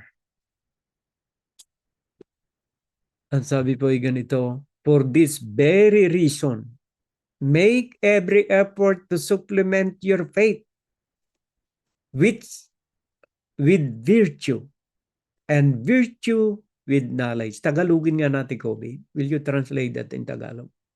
Oo, at dahil din dito, sa pagkaragdag sa ganang inyo ng buong sikap, ay ipamahagi ninyo sa inyong pananampalataya. Idagdag natin sa ating pananampalataya. Kailangan pala milakip na gawa talaga ang pananampalataya. Anong ilalakip? Ang kagalingan. At sa kagalingan ay ang kaalaman. Verse 6. At sa kaalaman ay ang pagpipigil. At sa pagpipigil ay pagtitiis. Kayo ba'y marunong magpigil? Sabi nga ni Sister Libay kanina, kailangan tayo merong self-control o pagpipigil. At dapat din marunong din tayong magtiis. Sapagkat dito sa daigdig na ito, napakaraming dapat nating tiisin sa ating buhay. At sa kaalaman ay ang pagpipigil. At sa pagpipigil ay ang pagtitiis. Siyempre, pinipigil mo, nagtitiis ka. At sa pagtitiis ay ang kabanalan. Ay hindi ka pala maaaring maging banal nang ikaw ay hindi dumaan sa mga pagtitiis. Kaya kung ang iyong pinagtitiisan ay iyong asawa, magtiis ka. Kung ang iyong kapitbahay, magtiis ka. Dahil ang pagtitiis ay kalakip ng kabanalan, tuloy sa verse 7. At sa kabanalan ay ang mabuting kalooban. Hindi ka naman maaari sabing banal kung ikaw ay napakadamot. Ang kabanalan may lakip na nagbibigay, tumutulong sa kanyang kapatid, nagpapatawad, umuunawa. Hindi ka maaari maging banal kung ikaw ay balasubat sa iyong kapwa. At sa mabuting kalooban sa kapatid ay ang pag-ibig. Katunayan, yung pag-ibig, sabi nga sa binasa ni Sister Libay, pinakamahalaga yan, number 1 fruit of the Holy Spirit. At yan po the greatest commandments of God. At sa mabuting kalooban sa kapatid ay ang pag-ibig. O, sa verse 8. Sapagkat kung nasa inyo ang mga bagay na ito at sumasagana, yung virtue, yung pagtitiis, yung kabanalan, ay nasa inyong lahat yan, ay hindi kayo pababayaang maging mga tamad o mga walang bunga sa pagkakilala sa ating Panginoon Jesucristo. Kailangan pala meron ka ng mga virtue na binanggit na yun upang ikaw maging fruitful ang iyong buhay. Upang ikaw ay maging mapuspos ng kabanalan, mapuspos ng pagtitiis, dapat ikaw ay sasamahan mo ng pagkilos, sasamahan mo ng iyong pag-unawa, sasamahan mo ng iyong paglilingkod, sasamahan mo ng iyong pagtitiis, sasamahan mo ng iyong pag-ibig. Sapagkat ito ang siyang maghahatid sa iyo ng bunga ng isang tunay na pananampalataya. Ay paano kung ikaw nga ay dalo ng dalo sa gawain at nakikinig ka ng salita ng Diyos? Pagkatapos naman ay napakasama ng iyong ugali at masakit kang magsalita sa iyong kapwa. Kailangan mo ng pagtitiis. Kailangan mo ng self-control, kapatid. Kasi kung hindi ka magtitiis at hindi ka magkakaroon ng pagpipigil sa iyong sarili, hindi ka magiging isang banal sa paningin ng Diyos. Idagdag natin sa ating pananampalataya ang mga katangiang ito ng pagiging isang Kristiyano, sapagkat hindi tayo makakarating sa buhay na walang hanggan kung hindi natin isasabuhay ang kanyang mga banal na salita. Basahin natin sa James chapter 1 verse 22, mga kapatid. Ito po sinasabi. James chapter 1 verse 22. But be doers of the word, and not hearers only, deceiving yourself. So narinig na natin, kailangan natin yung mga virtue na yon. Kabanalan, pagtitiis, pag-unawa sa ating kapwa, pagmamahal. Be doers of the word. Isabuhay natin yon. Kasi alam po ninyo, napakahalaga ang bawat katangiang iyon upang tayo'y mamunga ng kabutihan sa ating kapwa. Lalo na po ang pag-ibig, because that is the greatest commandments of God. Greatest commandments sapagkat sinabi ng ating Panginoon Jesucristo, pinakadakilang utos po yan. Basahin natin sa aklat ng Marko chapter 22, verse 29, 30, Mark chapter 22, verse 29 and 30. Pakilagay mo ako. Mark chapter 22, verse 29, 30. Mark chapter 12. Mark chapter 12, verse 29 to 30. Sorry, mga kapatid, nagkamali ako. Jesus answered, "The most important is, Hear, O Israel, the Lord our God, the Lord is one." Verse 30. You shall love. O, kita ninyo, my dear brothers and sisters, greatest commandment talaga ang pag-ibig. You shall love the Lord your God with all your heart and with all your soul. Hindi po sinabing you shall love half the Lord your God, half of your heart. Buong puso ang kailangan ng Diyos na pagmamahal sa Kanya. Buong kaluluwa at buong pag-iisip. Yung isipan po natin, mahalaga yun sa Diyos. Hindi yung lagi iniisip natin manloko ng ating kapwa. Ang dapat na isipin natin ay dapat ang pag-ibig po na ipapahayag yan sa naglalaro sa ating mga isipan. Kung saan natin iniuukol ang ating isipang ito. Yan po'y mahalaga na palatandaan ng tunay na pag-ibig sa Diyos. Paano mo may papahayag, kapatid, na ikaw ay umiibig sa Diyos ng buong isip? Ano ang dapat na isipin natin? Yung puot mo, yung galit mo sa iyong kapwa, yung hindi mo pagpapatawad ng laging laman ng iyong isip, maghahatid sa iyo sa kapahamakan yan, kapatid. Masama po yan. Ano ang dapat na palatanda ng isang isip na umiibig sa Diyos? Ano ba ang dapat na isaksak natin sa ating isipan? Upang mapatunayan na iniibig natin ang buong pag-iisip ng Diyos. Basahin po natin sa aklat ng Philippians chapter 4 verse 8. Ito po ang sinasabi kung paano mo iibigin ang buong isip mo, kapatid. Ang Diyos.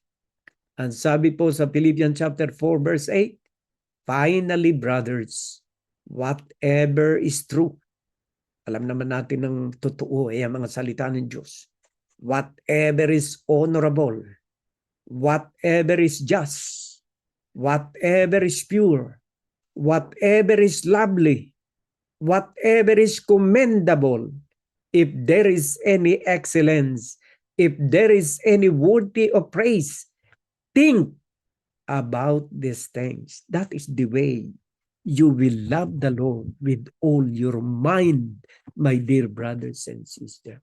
That is the way how to love God with all our mind.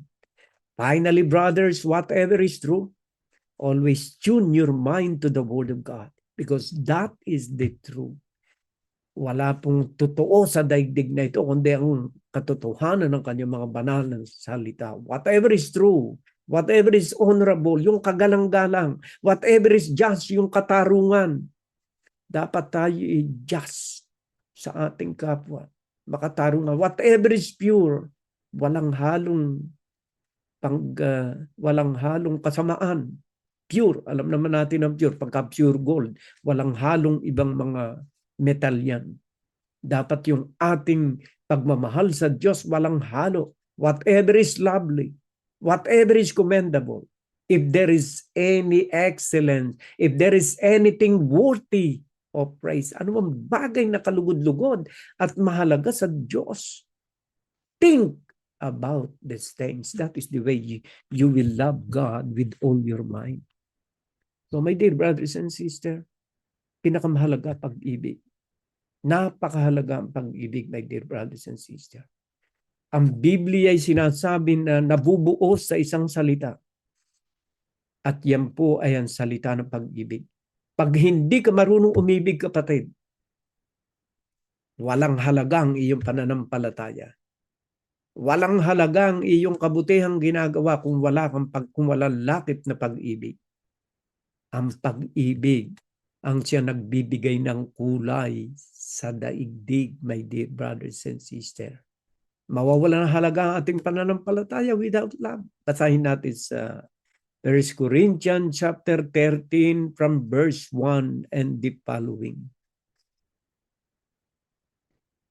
If I speak in the tongues of men and of angel, but have not love, I am a noisy gong or a clanging cymbal.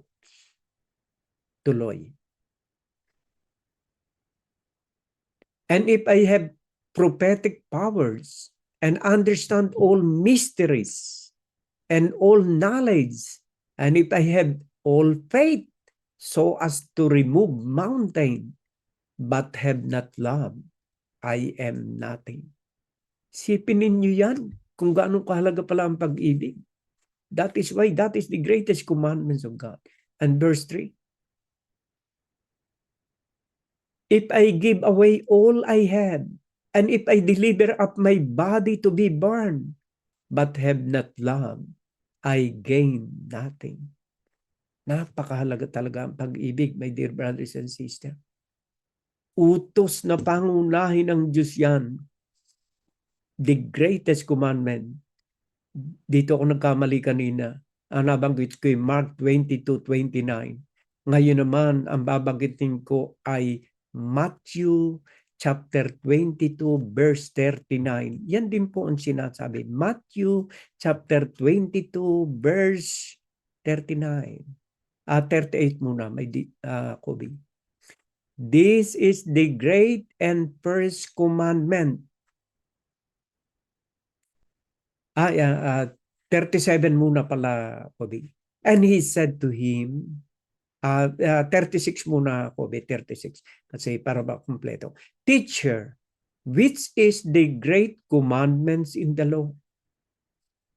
And he said to him, you shall love the Lord your God with all your heart and with all your soul and with all your mind. Yan po ang hinihiling ng Diyos sa atin. Verse 38. This is the great and first commandment. 39. And a second is like it. You shall love your neighbor as yourself. Ang isa po palang paraan ng pag-ibig sa neighbor, kung paano mo mahal at inibig ang iyong sarili. Siguro ayaw mo na pag-chismisan ka. So huwag mo i-chismisan ang iyong kapwa. Siguro ayaw mo na yung mga basura mo itatapon mo sa iyong kapitbahay. Ayaw mo na ikaw itatapunan ng kapitbahay ng basura. Huwag mo rin gagawin sa iyong kapwa. Kung paano mo iniibig ang iyong sarili na ayaw mong mangyari sa iyong sarili, huwag mong gagawin sa iba. Yan po ang pag-ibig sa ating kapwa. Napakahalaga po ang pag-ibig.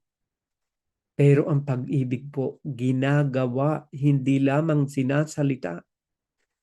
Katunayan nga, patutunayan ko sa inyo, ang Biblia po ay nabubuo lang sa isang salita sapagkat ang Diyos mismo ay pag-ibig. John chapter 4, 1 John chapter 4 verse 8. Ito po sinasabi. 1 John chapter 4 verse 8. Anyone who does not love does not know God, because God is love. Ang sino man daw taong hindi marunong magmahal ay hindi nakakakilala sa Diyos, sapagkat ang Diyos mismo ay pag-ibig. Anong sinasabi pa ng 1 John chapter 3? 1 John chapter 3 verse 18. Talagay mo nga, Kobe. Little children, let us not love in word or talk, but in deed and in truth. Ang pag-ibig, mga kapatid, ay ginagawa. Hindi lamang sinasalita, because action speak louder than voice. Kung ikaw ay magulang na nagmamahal sa iyong mga anak, paglingkuran mo ng maayos ang iyong mga anak. Kung ikaw ay asawa na nagmamahal sa iyong asawa, Maging tapat ka sa pagmamahal mo sa iyong asawa. Kung ikaw'y nagmamahal sa iyong kapitbahay, huwag mong gagawin ng ayaw mong gawin nila sa iyo, yung masama, huwag mong gagawin sa kanila. At isang napakahalagang kautusan ng Diyos sa bawat isa sa atin. Kaya ang kanyang pag-ibig ay natatangi. Hindi kagaya ng ating pag-ibig. Iba po ang pag-ibig ng Diyos. At ito ang dapat nating isabuhay. Matthew chapter 5, verse 42 and the following.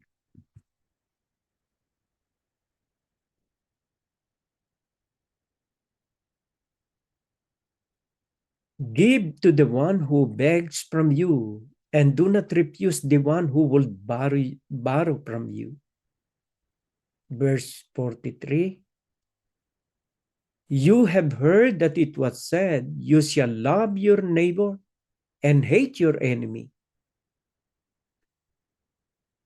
Tuloy. But I say to you, love your enemies and pray for those who persecute you, so that you may be sons of your Father who is in heaven. For he makes his sun rise on the evil and on the good, and send rain on the just and on the unjust. For if you love those who love you, what reward do you have? Do not even the tax collectors do the same? And if you greet only your brothers, what more are you doing than others? Do not even the Gentiles do the same? You therefore must be perfect, as your heavenly Father is perfect. Ang pag-ibig po ang siyang nagiging perfectness ng isang tao. Sa pamamagitan ng walang pag-iimbot sa kanyang kapwa at pag-ibig sa mga taong iniibig sa kanya, we are like the love of God. Tayo nakakatulad ng pag-ibig ng Diyos, na inibig tayo sa kabila ng ating mga kasalanan at pinagbayaran pa ng kanyang sariling buhay ang ating mga kasalanan. John chapter 3 verse 16. Yan ang perfect love, my dear brothers and sisters. For God so loved the world that He gave His only Son, that whoever believes in Him should not perish but have eternal life. Gayon na lamang ang pag-ibig ng Diyos sa sanlibutan na ibinigay niya ang kanyang bugtong na anak upang sino mang sumampalatay sa kanya hindi mapahamak bagkus magkaroon ng buhay na walang hanggan. Ganyang kadakila ang pag-ibig ng Diyos. Ngayon na iyon nasumpungan ang pag-ibig ng Diyos na siya pala'y nag-alay na kanyang sariling buhay para sa ating mga kasalanan, ano naman ang ating dapat na gawain? 1 John chapter 3 verse 16, ito po ang sinasabi bilang ganti sa pag-ibig na ito ng Diyos. 1 John chapter 3 verse 16, by this we know love, that He laid down His life for us, and we ought to lay down our lives for the brother. Dahil sa pag-ibig ng Diyos, binigay ng ating Panginoon Jesucristo ang kanyang buhay para sa bawat isa sa atin bilang pagpapahayag ng kanyang walang hanggang pag-ibig at pagmamahal sa atin sa kabila ng ating mga kasalanan. Ngayong nasumpungan mo na si Kristo, ngayong ikaw ay nananampalataya na kay Kristo, nakikinig ka na ng mga salita ni Kristo, dapat din na ikaw ay ialay mo ang iyong buhay para sa iyong kapwa bilang palatandaan ng tunay na pagmamahal sa Diyos. You shall love the Lord your God with all your heart, with all your soul, and with all your might, and with all your mind. Pagpapahayag ng pag-ibig. Napakahalaga po, my dear brothers and sisters, ang pag-ibig. Napakahalaga po yan at yan na nagbibigay ng kulay sa ating buhay. Sa isang pamilya, dapat po tayo nabibigay sa pag-ibig. At ang pag-ibig po ay nakapaloob doon ang lahat na mabubuting aral ng ating Panginoon Jesucristo upang tunay na maranasan ang pag-ibig sa ating pamilya at sa ating sambayan. Colossians chapter 2 chapter 3 verse 12 and the following. Ito po sinasabi. Colossians chapter 3 from verses 12 and the following.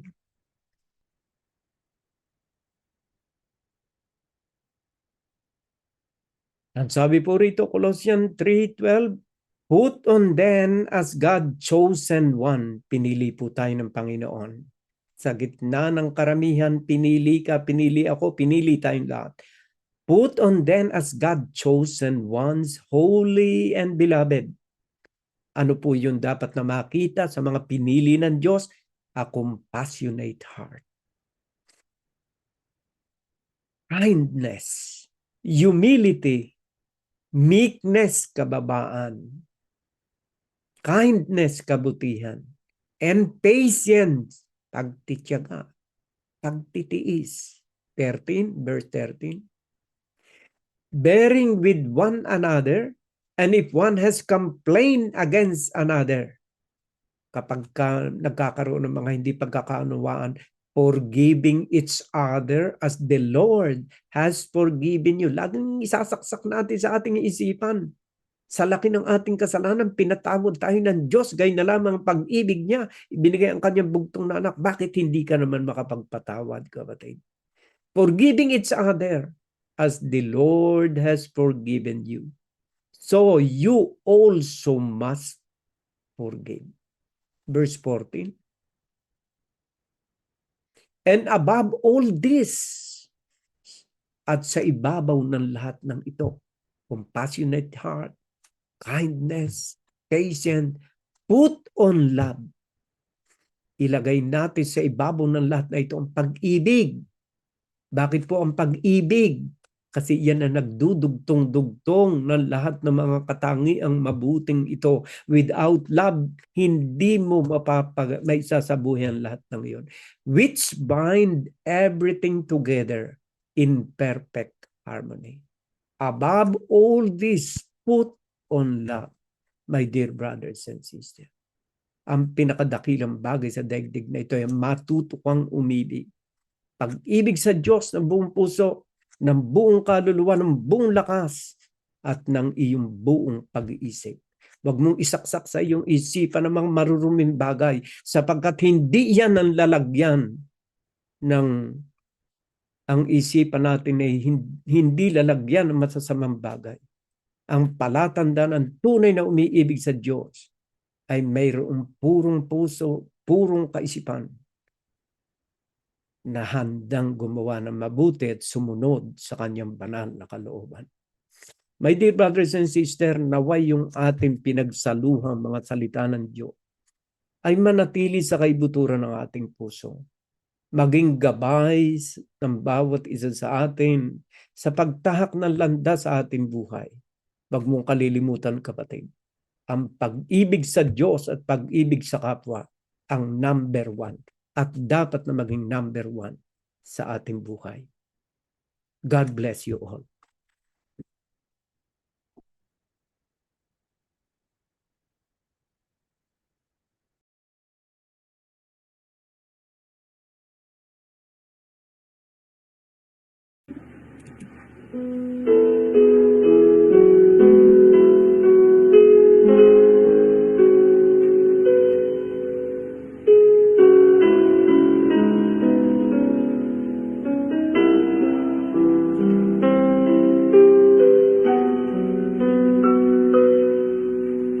Pag-ibig ang siyang pumukaw sa ating puso at kaluluwa, ang siyang nagdulot sa ating buhay, liwanag sa dilim at pag-asa. Pag-ibig ang siyang buklod natin, di mapapawi kailanpaman. Sa puso't diwa, tayo'y isa lamang.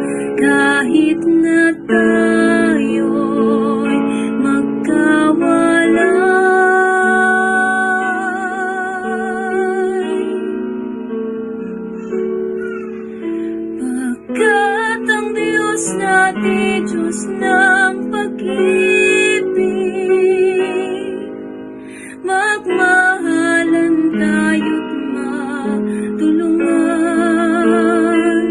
At kung tayo'y bigo, ay huwag limutin na may Diyos tayo nagmamahal.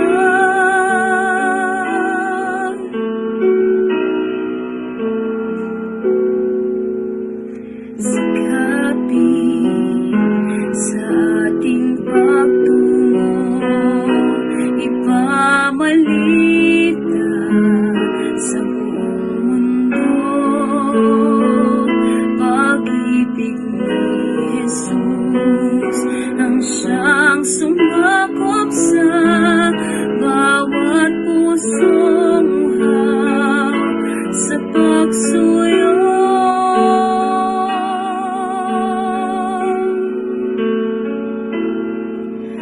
Pagkat ang Diyos natin, Diyos ng pag-ibig, magmahalan tayo't magtulungan. At kung tayo'y bigo, ay huwag limutin na may Diyos tayo nagmamahal.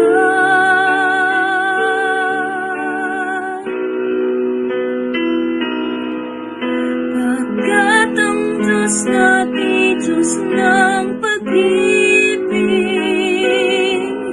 magmahalan tayo't matulungan. At kung tayo'y bigo, ay huwag limutin na may Diyos tayo nagmamahal. Diyos ay pag-ibig. Diyos ay pag-ibig.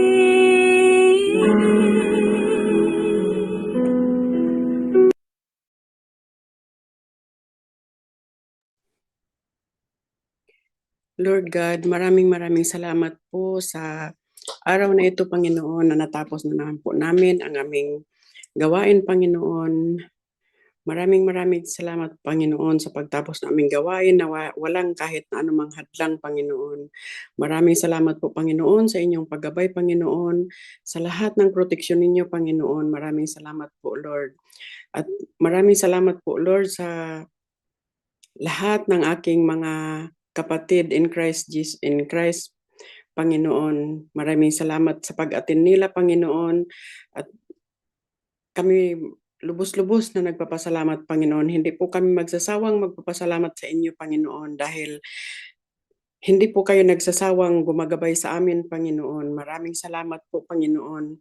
At itinataas ko po sa inyo, Panginoon, ang lahat ng aking mga kapatid dito sa Church of God in Christ Jesus, Panginoon. Naway patuloy mo kaming bigyan ng good health, Panginoon, at mahabang buhay, Panginoon. Patuloy mo po kaming gabayan, Panginoon, upang po magampanan namin ang aming gawain, Panginoon, dito sa Church of God in Christ Jesus, Panginoon. Lord, itinataas ko po sa inyo ang lahat ng mga kapatid namin, mga kapatid, Panginoon, at ang iba pang mga tao, Panginoon, na sa kasalukuyang may dinaramdam sa ngayon, Panginoon. Itinataas ko po sila sa inyo, Panginoon, naway proteksyonan niyo po, Panginoon, ang mga taong may mga karamdaman sa panahon na ito, Panginoon, at ang lahat ng mga nagsasuffer ng mga kalamidad, Panginoon, ang lahat ng mga nagugutom, ang lahat ng mga nagsasuffer ng mga landslide, mga sunog at baha, Panginoon. Proteksyonan niyo po sila, Panginoon, at ang lahat ng mga nasalanta ng tag-init, Panginoon, na hindi sila makaproduce ng kanilang mga ani, Panginoon. Proteksyonan niyo po silang lahat, Panginoon. At itinataas ko rin po sa inyo ang aming bansa, Panginoon, naway proteksyonan niyo rin po, Panginoon, at hindi po magkakaroon ng kaguluhan, Panginoon. Ang lahat ng mga bansa, Panginoon, na mga may gira, Panginoon, naway mapatigil na, Panginoon. Kami po'y nagpapasalamat, Panginoon, sa inyong paggabay sa amin sa buong isang linggo, Panginoon. At maraming salamat, Lord, dahil kayo po'y nandyan palagi sa aming tabi, Panginoon. At alam po namin, Panginoon, na kayo po ay hindi nagsasawang gumagabay sa amin, Panginoon. Ganon din po, Lord, itinataas ko rin po sa inyo ang aking mga client, Panginoon. Gabayan niyo po sila, Lord. Ilayo niyo po sila sa kapahamakan, Panginoon. Huwag niyo po silang pababayaan, Panginoon. Kayo po ang bahala sa kanila, Lord. At itinataas ko po sa inyo, Panginoon, ang mga pamilya namin sa Pilipinas, Panginoon. Ang lahat ng mga pamilya namin, Panginoon, gabayan niyo po sila, Lord, at bigyan niyo po sila ng proteksyon, Panginoon. Ganon po sa amin dito, Panginoon. Gabayan niyo rin po kami, Panginoon, sa bansang ito, Panginoon, at naway patuloy-tuloy po kaming makapagtrabaho ng maayos, Panginoon, para po matulungan namin ang dapat tulungan, Panginoon. Maraming salamat po sa inyo, Panginoon, sa lahat ng oras na nandyan kayo, Lord. In Jesus' mighty name I pray. Amen.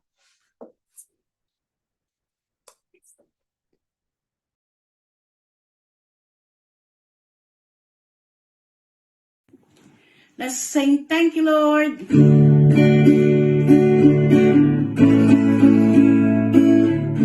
come before you today, and there is one thing that I want to say. Thank you, Lord,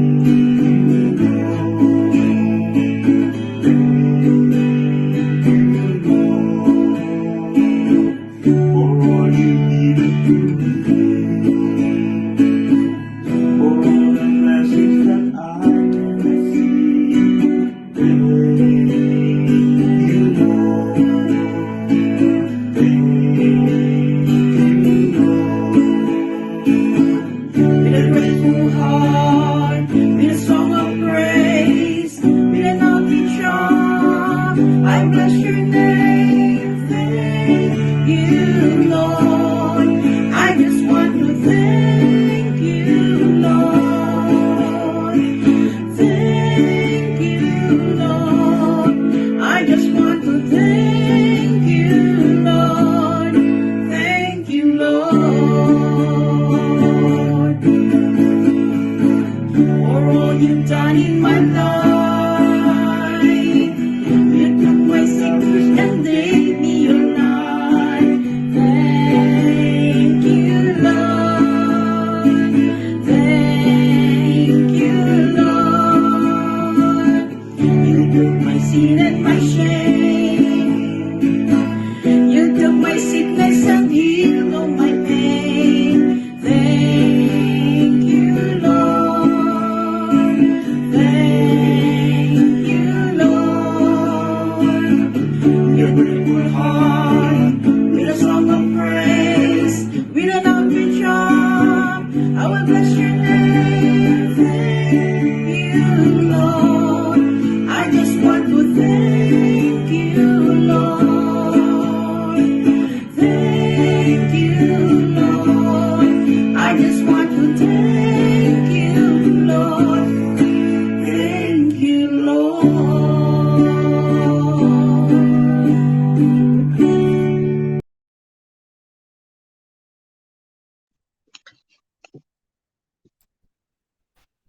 Maraming pong salamat sa inyong lahat at sa pakikinig nyo ng mabuting balita ng Panginoon. It was truly a fruitful day for all of us. Nawa po mga kapatid ay ating isagawa ang ating narinig. At hanggang sa isang linggo mga kapatid, we are inviting you to join us again to hear another bunch of Word of God. Thanks be to God, and God bless us all.